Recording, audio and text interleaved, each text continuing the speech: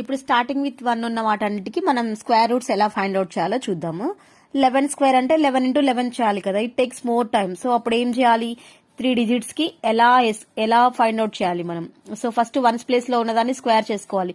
Square చేసుకుంటే ఎంత, 1 square అంటే 1 into 1, సో 1 ఓన్లీ. నెక్స్ట్ ఈ మిడిల్ డిజిట్ రావడానికి ఇక్కడ 1's ప్లేస్ లో ఉన్న నెంబర్ ని ఏ నెంబర్ అయితే ఇచ్చుంటారో 1's ప్లేస్ లో దాన్ని యాడ్ చేసుకోవాలి అదే నెంబర్ తోని. అక్కడ ఏముంది, 1 ఉంది. సో 1 + 1 ఎంత, 2. సో 2 లాస్ట్ డిజిట్ ఏముంటే అదే వేసుకోవాలి. సో 1 వేసుకోవాలి. ఇక్కడ 2 స్క్వేర్ అంటే ఎంత, 2 2s 4. నెక్స్ట్ ఇదే నెంబర్ ని మళ్ళీ యాడ్ చేసుకోవాలి కదా. So 2 + 2 4. Next 1. 3 square, 3 3s 9. 3 + 3 6 as it is 1. ఇక్కడ 4 స్క్వేర్, 4 4s 16. 1 క్యారీ వస్తుంది. సో యాడ్ చేసుకోవాలి, పక్కన పెట్టుకోండి. 4 + 4 8, 8 + 1 9. So 1 196 as it is 15 16